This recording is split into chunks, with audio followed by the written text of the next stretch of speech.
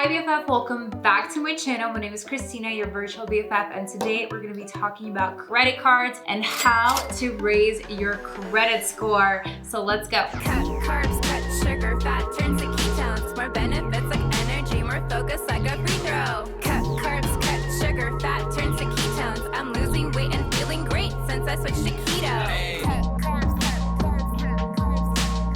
All right guys, so let's dive right in, grab some paper, take some notes, and I wanted to give a little backstory of why I am credible enough to give this kind of advice, right? So first and foremost, I've had credit cards since I was 18, literally on my 18th birthday. I signed up for a credit card, and my first one from Bank of America, I think my credit line was either $300 or $500. It was something very small. But I was super excited because that was my first initiation into the financial world of responsibility, and I've been responsible with my credit ever since then. But that's because I have had an incredible role model. My mom has always been very, very, very good with money, stretching every dollar, paying for things in cash and only using credit cards for emergencies and paying them off in full. So I grew up watching her be very responsible with these things. So I never fell off course and ran up my credit cards and failed to pay them. So because of that, my credit score looks like this. So I am here today to give you 5 tips that you can implement today and start increasing your credit score, because guess what? At the end of the day, your credit score is going to be the determining factor whether you get qualified for loans, if you're going to be able to buy a house. There's so much that goes into this, and the coolest thing is that once you know how to level up your credit score, you can take advantage of incredible offers. Like, I love Amex. There's so many cards that have flyer miles and points, and you get so much cash back on the things that you're going to spend money on anyways. Why not get rewarded for the purchases that you're going to be making regardless, right? So take some notes. Let's go. So tip number 1, make sure you are making on-time payments from here on out. So this would be a good time to go and pause and go look through Personal Capital, where you have already connected all of your accounts, right? And see what balances you have on your credit cards. It's also very helpful to know your due dates on credit cards, right? So if you have a ton of different accounts, don't fret, don't stress. I have an awesome video called Money Date, how to make money your day. You can check that out here. I think it's really, really important to step 1, get familiar with where you are in your financial life, right? And don't see it as worse or better than it is, just see it for what it is. And that way you can start moving forward in the direction of financial freedom, having an epic credit score, and leveraging this as a tool that is meant to be used as such. So make sure to be paying your credit cards on time, even if it's just the minimum payment. You have to make sure that you are making on-time payments. On time. All right. Tip number 2. A lot of people don't know about this. I learned about this a really long time ago, just going through my Chase back office and seeing my options back there. So I highly urge you to log into your credit card accounts and just explore and search for something called credit line increase, okay? This is going to allow you to request a higher credit line. Say you have, credit card with $500. If you ask for credit line increase, they can increase it to $1,000, which means that your credit is gonna look a lot better because you're gonna have a lot more room and a lot more money that you can borrow, essentially, right? And we'll get to credit card to debt ratios in just a bit, but credit line increases is a really quick way to get a bump in your credit line. And this is going to allow you a little bit more breathing room when it comes to using your credit cards. You can do this online, like I said, logging into your account and searching for credit line increase, or just pick up your card, call the number in the back, and ask for a credit line increase. It will help if you have been paying on time. They want to make sure that you're responsible, right? So if you have been delinquent on payments, not paying them, chances are you're not going to get approved for the credit line increase. However, if you have been responsible and you have been paying your credit cards, more likely than not, they're going to approve your request for a credit line increase.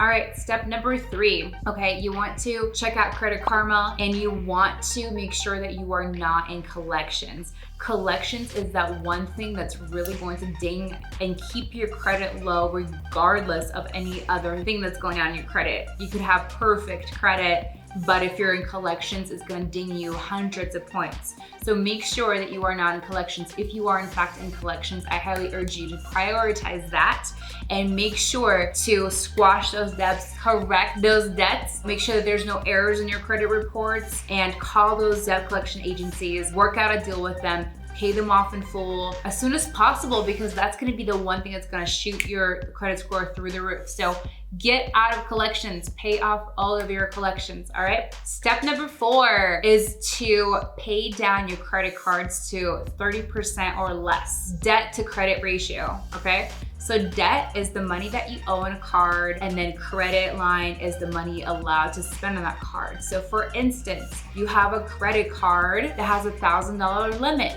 and you've maxed it out. You went to Nordstrom's, got some Louboutins, which by the way, let's talk about that later. Should not be doing that until you're financially secure. So you maxed out your credit card, right? And you're trying to raise your credit score. So the best way to do that would be to pay down this card as much as you can. Keeping your balances to 30% or less on the car credit line is going to keep your credit score really high. So if your credit line's $1,000 on a card, keeping it under $300 is going to be ideal and keep your credit score high. Anything above that starts really dinging your credit, especially when it's over 50% of what is allowed to be spent on the credit card.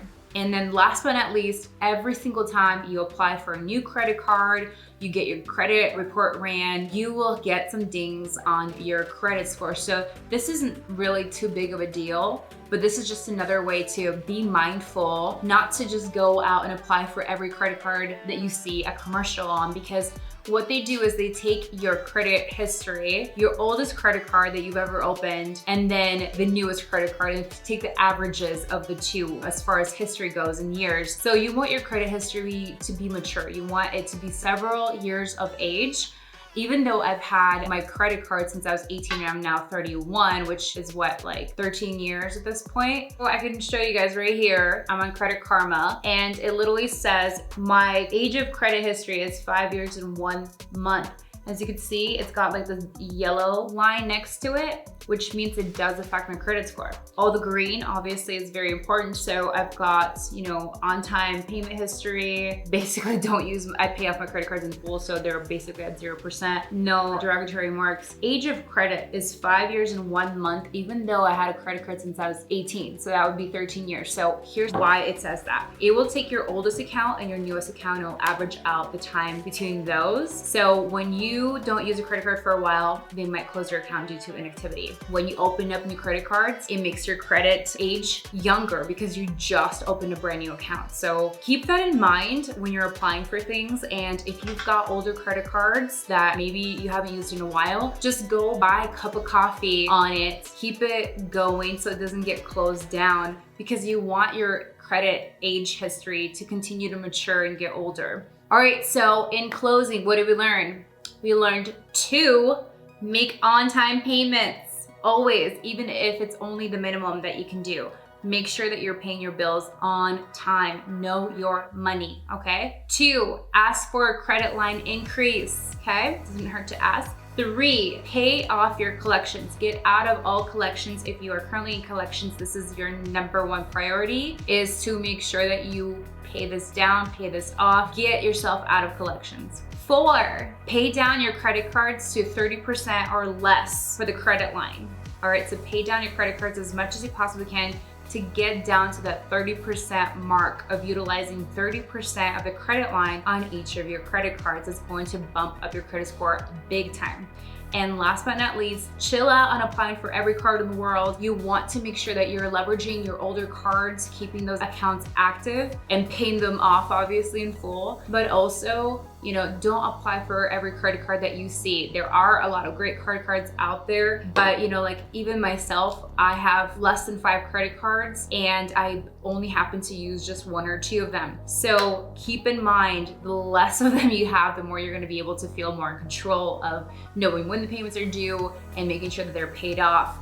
All right, so hopefully that has been helpful for you. Let me know in the comments below what your credit score is, if you've learned anything from this video, how excited you are to up-level your credit, because you know, the responsible thing to do. And be sure to tune in on my Instagram at XRYSTINA, where I show up every single day to wake you up to your potential, help you hack your mindset, tap into manifestation to create a life you absolutely love, and be a good steward of your wealth. So peace, love, and all that jazz. I'll see you guys next time. Bye.